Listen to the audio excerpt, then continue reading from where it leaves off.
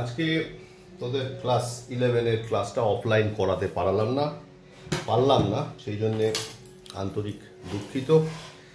আগেও বলেছি, এখনও বলছি যে আসলে শরীরটা ঠিক জায়গায় নেই, তার কারণে ক্লাসটা করতে পারলাম না, মানে যেতে পারলাম না।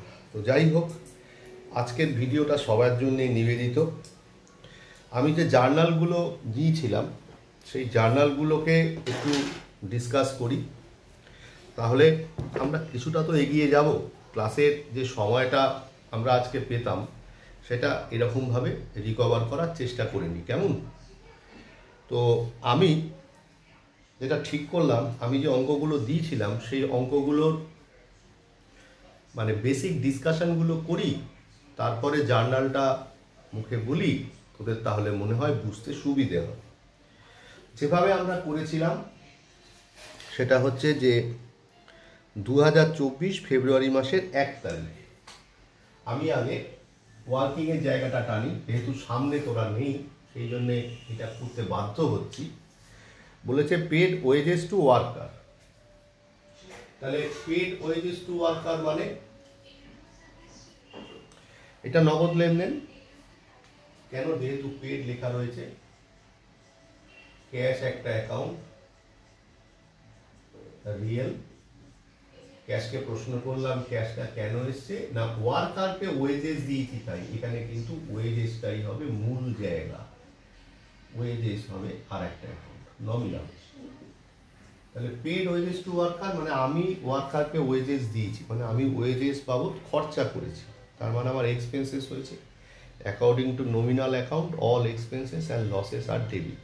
তার মানে ওয়েজেস অ্যাকাউন্ট হচ্ছে ডেবিট আর ক্যাশ অ্যাকাউন্ট হচ্ছে ক্রেডিট। ক্যাশটা চলে গেল তাই রিয়েল অ্যাকাউন্ট টানলাম। দ্বিতীয় কি বলেছে, ডিভিডেন্ড রিসিভড ইন ক্যাশ। একটু ডিভিডেন্ড সম্বন্ধে বলি। ডিভিডেন্ড মানে হচ্ছে লভ্যাংশ, মানে কোনো কোম্পানি থেকে আমরা লাভের একটা অংশ পেয়েছি। কেন? হয়তো সেখানে আমার কোনো ইনভেস্টমেন্ট আছে, সে আমায় কিছু লাভের অংশ দিয়েছে, আমার ইনকাম। তার মানে ডিভিডেন্ড রিসিভড বলেছে, তার রিসিভড যেহেতু বলেছে তাহলে নগদ লেনদেন। ক্যাশ একটা অ্যাকাউন্ট,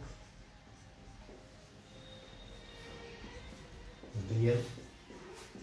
ক্যাশকে প্রশ্ন করলাম ক্যাশটা কেন এসছে, না ডিভিডেন্ড রিসিভ করেছি তাই। ডিভিডেন্ড হচ্ছে নমিনাল অ্যাকাউন্ট হলো। এবারে ডিভিডেন্ড রিসিভ ফ্রম ক্যাশ, তার মানে I dividend received from cash. তাহলে আমি ডিভিডেন্ড রিসিভ করেছি, মানে ডিভিডেন্ড বাবদ আমার রোজগার হয়েছে। তাহলে রোজগারের এগেনস্টে কি এসছে? টাকা এসছে। রিয়েল অ্যাকাউন্টের নিয়ম অনুযায়ী যা আসে তা ডেবিট, আর কি বাবদ টাকাটা এসছে? ডিভিডেন্ড বাবদ। তার মানে আমার ইনকাম হয়েছে, তাহলে অল ইনকামস আর ক্রেডিট হয়ে গেল। বট পোস্ট কার্ডস অ্যান্ড স্ট্যাম্পস, তাহলে ফর ক্যাশ কথার উল্লেখ নেই, আবার ব্যক্তি বা প্রতিষ্ঠানেরও নাম উল্লেখ নেই, এটা এ লিখতে হবে। তাহলে এটা নগদ লেনদেন। ক্যাশ একটা অ্যাকাউন্ট, ক্যাশকে প্রশ্ন করলাম ক্যাশটা কেন এসছে, না পোস্ট কার্ড আর স্ট্যাম্প কিনেছি তাই। পোস্ট কার্ড আর স্ট্যাম্প কিনতে পাওয়া যায় কোত্থেকে? পোস্ট অফিস থেকে। তাহলে পোস্ট অফিস অ্যাকাউন্টটাকে সংক্ষেপে অ্যাকাউন্টেন্সির ভাষায় বলা হয় পোস্টেজ। তাহলে পোস্টেজ হচ্ছে আর একটা অ্যাকাউন্ট, পোস্টেজ হচ্ছে আর একটা অ্যাকাউন্ট। পোস্টেজ হচ্ছে নমিনাল। কেন? পোস্টেজের মধ্যে কি আছে আমি জানতে পারছি না, post card stamp etcetera etcetera, post office related যা সব হতে পারে। তার মানে পোস্ট কার্ড অ্যান্ড স্ট্যাম্প আমি কিনেছি, খরচা হয়েছে। তাহলে নমিনাল অ্যাকাউন্টের নিয়মে অল এক্সপেন্সেস অ্যান্ড লসেস আর ডেবিট। টাকাটা চলে গেছে, টাকাটা চলে গেলে হবে হচ্ছে ক্রেডিট।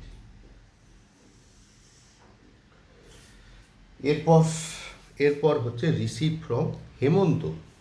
আমি হেমন্তর কাছ থেকে রিসিভ করেছি, তার মানে রিসিভ লেখা রয়েছে।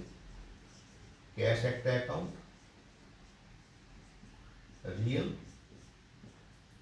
ক্যাশকে প্রশ্ন করলাম যে ক্যাশটা কেন এসছে, উত্তর পেলাম না। যদি উত্তর পাওয়া না যায় তাহলে ব্যক্তি বা প্রতিষ্ঠানের নাম।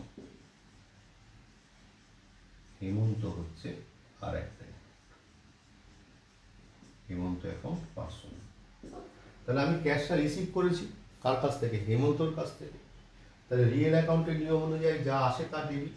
তাহলে ক্যাশ অ্যাকাউন্ট ডেবিট। টাকাটা দিয়েছে কে? না হেমন্ত। হেমন্ত অ্যাকাউন্ট পার্সোনাল ক্রেডিট হয়ে গেল। এরপর বট ফার্নিচার ফ্রম সুমন্ত। ফরক্যাশ কথার উল্লেখ নেই, অথচ ব্যক্তির নাম উল্লেখ রয়েছে। তাহলে সুমন্ত একটা অ্যাকাউন্ট পার্সোনাল। ওর সঙ্গে কিরূপ আচরণ করা হয়েছে? না ওর কাছ থেকে ফার্নিচার কেনা হয়েছে। তাহলে ফার্নিচার হচ্ছে আর একটা অ্যাকাউন্ট। ফার্নিচার কোন অ্যাকাউন্ট? না ফার্নিচার রিয়েল অ্যাকাউন্ট। এবার মানেটা বুঝি। I bought furniture from Sumanta, তার মানে আমার ব্যবসায়িক প্রতিষ্ঠানে ফার্নিচার কিনেছি। তাহলে রিয়েল অ্যাকাউন্টের নিয়ম অনুযায়ী যা আসে তা ডেবিট। Furniture account debit. আর জিনিসটা দিয়েছে কে? সুমন্ত। তাহলে সুমন্ত জিনিসটা আমাকে দিয়েছে, তার মানে যে দেয় সে ক্রেডিট। তাহলে ফার্নিচার অ্যাকাউন্ট হচ্ছে ক্রেডিট হয়ে গেল। Then purchased a machine from Sumanta for cash. এগুলো না এক একটা জার্নালের ট্রিক্স, বুঝতে পারলি তো? Purchase a machine from Sumanta এই অবধি যদি থাকতো তাহলে এটা ক্রেডিট ট্রানজ্যাকশন হতো, কিন্তু এখানে কি রয়েছে? ফর ক্যাশ লেখা হয়ে গেছে, তার মানে এটা নগদ লেনদেন। তার মানে কি হবে? ক্যাশ একটা অ্যাকাউন্ট।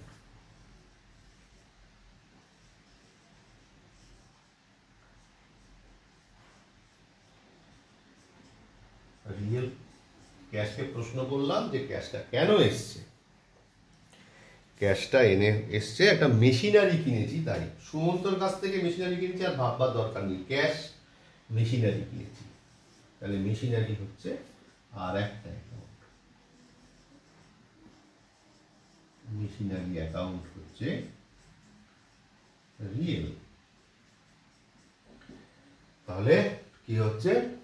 যেটা ঘটছে সেটা হচ্ছে যে আমি মেশিনারিটা কিনেছি আমার ব্যবসায়, তাহলে মেশিনারিটা এসছে। তাহলে রিয়েল অ্যাকাউন্টের নিয়ম অনুযায়ী যা আসে সেটা ডেবিট। মেশিনারি অ্যাকাউন্ট ডেবিট, আর ক্যাশ অ্যাকাউন্ট হচ্ছে ক্রেডিট। এই হচ্ছে জার্নালের এক্সপ্লেনেশন। এবার আমি দু চারটে জার্নালটা করে দেখাচ্ছি, যেহেতু নতুন করছিস আমি জানি, না দেখালেও তোদের খুব একটা অসুবিধা হবে না। আর এই ভিডিওটা আমার সবার উদ্দেশ্যেই নিবেদিত। আমি প্রত্যেককে অনুরোধ করছি একটু ভিডিওটা মন দিয়ে দেখতে। যখন ভিডিওটা দেখবি তখন মনে করবি তোরা আমার সামনেই বসে আছিস, তাহলে দেখবি মানসিকভাবে অনেকটা নিজেকে কমফোর্ট ফিল করছিস, তখন মনে হবে যে ক্লাসই করছিস। তাহলে সেক্ষেত্রে তোদের অঙ্কটা করতে সুবিধে হবে। আবারও একটা অনুরোধ করি, এই অভ্যেসটা নিয়ে আমরা আগামী দিনে খুব উপকৃত হব। তাহলে অঙ্কটা হ্যামিল্টনের। তাহলে কি লিখবো? In the books of Hamilton, তার নিচে জার্নাল টানলাম।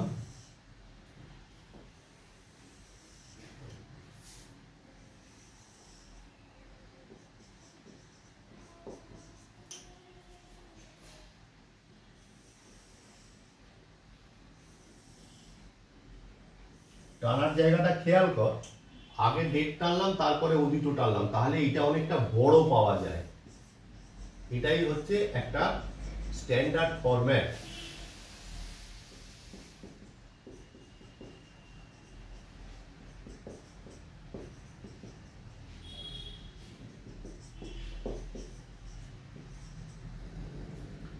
প্রথম কি আছে, 2024 ফেব্রুয়ারি মাসের 1 তারিখ।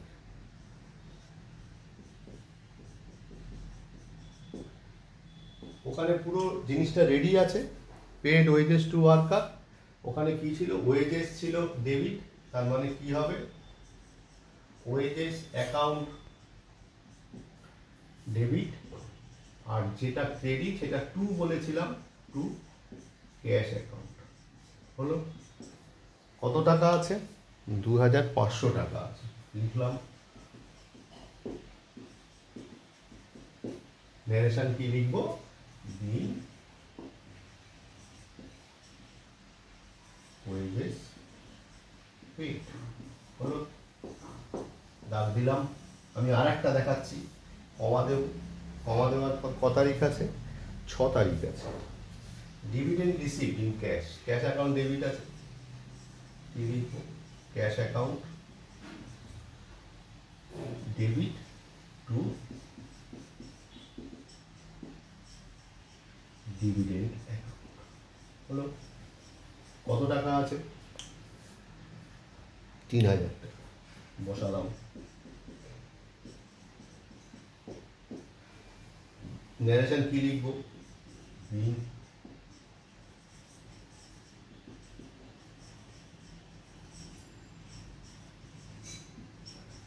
Dividend receipt. আশা করি ক্লিয়ার করতে পেরেছি। ভিডিওটা দেখ, আমি তোদের মোট 3টে অঙ্ক দিয়েছিলাম, আরও একটা অঙ্ক ভিডিও করে পাঠাচ্ছি, আর একটা অঙ্ক কালকে গিয়ে দেখবো, তারপরে আমরা ফার্দার এগোবো। আর আজকে একটা নোটস পাঠাবো, কালকে থেকে আমরা কিছু কম্পাউন্ড জার্নালের বা কমপ্লেক্স কম্পাউন্ড জার্নালের এক্সাম্পল বুঝবো, আরও 2-4টে কঠিন অঙ্ক সেরে পরবর্তী চ্যাপ্টারে আমরা জাম্প করব। আপাতত এই ভিডিওটা এটুকুই।